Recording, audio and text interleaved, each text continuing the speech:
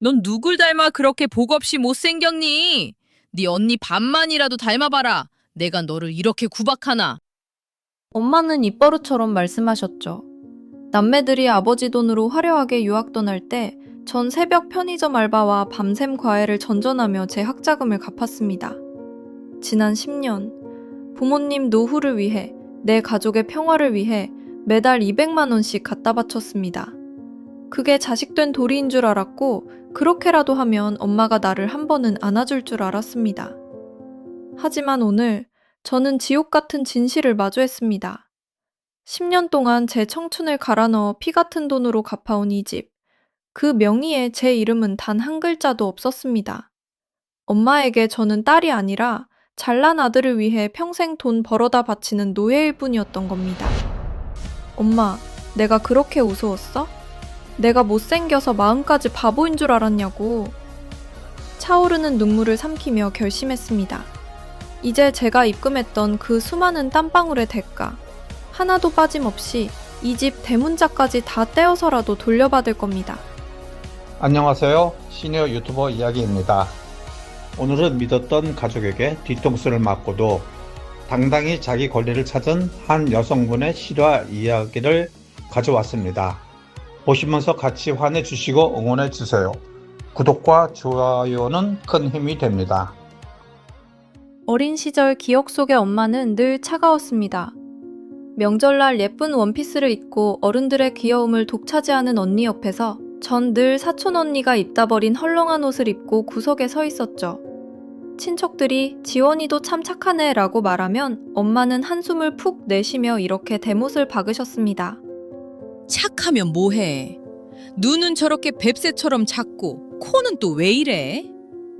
쟤는 얼굴이 그 모양이라 시집가기도 글렀어. 그러니 공부라도 죽어라 해서 돈이라도 벌어야 나중에 사람 구실이나 하고 살지 않겠니?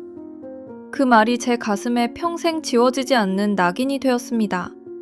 엄마에게 인정받고 싶어서, 엄마의 그 차가운 시선을 조금이라도 돌려보고 싶어서 전 필사적으로 살았습니다. 대학 졸업 후 첫 직장에 합격해 떨리는 마음으로 첫 월급 봉투와 빨간 대복을 사들고 간 날, 제 기대를 처참히 깨부순 건 엄마의 차가운 손등이었습니다. 이게 다냐? 네 오빠 이번에 사업 시작하는 거 알지?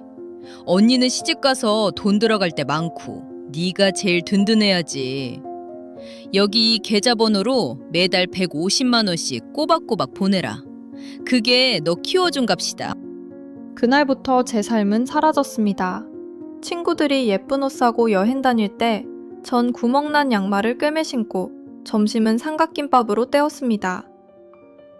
10년 전 엄마는 절 앉혀두고 눈물까지 글썽이며 약속하셨죠.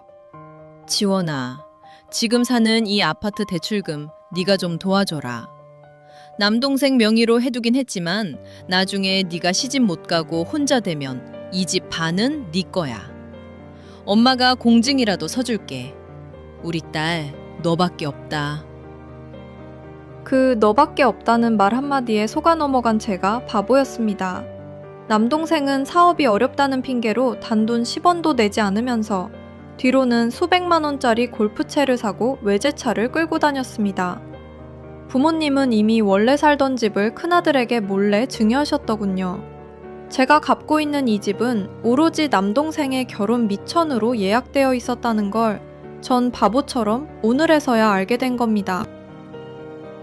어느 날 저녁, 회사 일을 마치고 녹초가 되어 돌아온 거실 너머로 엄마와 남동생의 웃음소리가 들려왔습니다. 걱정 마라 아들아. 지원이 저녀는 내가 조금만 불쌍한 척하면 사족을 못 써서 50살까지 대출금 다 갚아줄 거다.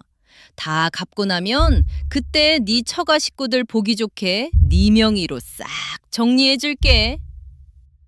엄마, 역시 최고야. 누나가 얼굴이 저 모양이라 연애도 못하니까 다행이네. 덕분에 나만 호강하잖아. 그 말을 듣는 순간 제 심장 밑바닥에서 뜨거운 무언가가 끓어올랐습니다. 당장 문을 열고 들어가 따지고 싶었지만 전 입술을 깨물며 발길을 돌렸습니다. 지금 감정적으로 싸워봤자 남는 건 엄마의 억지와 제 상처뿐일 테니까요. 저는 조용히 제 방으로 들어가 10년 전부터 모아온 가계부를 펼쳤습니다. 그날부터 한 달간 저는 매일 밤잠을 설쳐가며 증거를 모았습니다. 은행을 돌며 10년치 입금 내역을 엑셀로 정리하고 엄마가 지분을 약속했던 문자 메시지들을 캡처해 변호사를 찾아갔습니다. 엄마와 남동생이 하하호호 웃으며 제 돈으로 소고기를 구워 먹을 때 전 어둠 속에서 그들을 무너뜨릴 완벽한 덫을 놓았습니다. 드디어 법원에서 가압류 결정문이 날아온 날, 전 비로소 거실로 나갔습니다. 거실에는 여느 때처럼 엄마와 남동생이 TV를 보며 과일을 먹고 있었습니다. 제가 다가가 테이블 위에 두꺼운 서류 뭉치를 툭 던지자 남동생이 귀찮다는 듯 인상을 썼습니다. 누나, 뭐야? 피곤하게 왜 이래? 저는 생전 처음 보는 차가운 미소를 지으며 대답했습니다. 지난 10년간 내가 이 집에 쏟아부은 내 청춘의 가격표야. 2억 5천만 원. 그리고 오늘자로 이 집 가압류 걸렸어. 곧 경매 통지서도 날아올 거야. 엄마가 벌떡 일어나 제 뺨을 때리려 손을 올렸습니다. 너 미쳤니? 가압류가 뭐야? 네 동생 집을 네가 왜 건드려?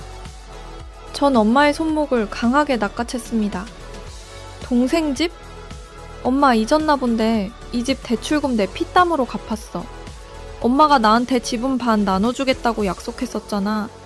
여기 엄마가 보낸 문자, 내가 매달 보낸 입금증, 그리고 남동생이 내 돈으로 호의호식하며 쓴 카드 명세서까지. 내가 지난 한 달 동안 변호사 만나서 전부 다 법적으로 정리 끝냈어. 남동생이 비웃으며 말하더군요. 누나, 이거 명의 내 거야. 법대로 해봐. 한 푼도 못 얻어가. 전 가방에서 서류 한 장을 더 꺼냈습니다. 그래, 명의는 네 거겠지. 하지만 이 집 대출금을 실질적으로 누가 다 갚았는지 법원에서도 궁금해하더라고.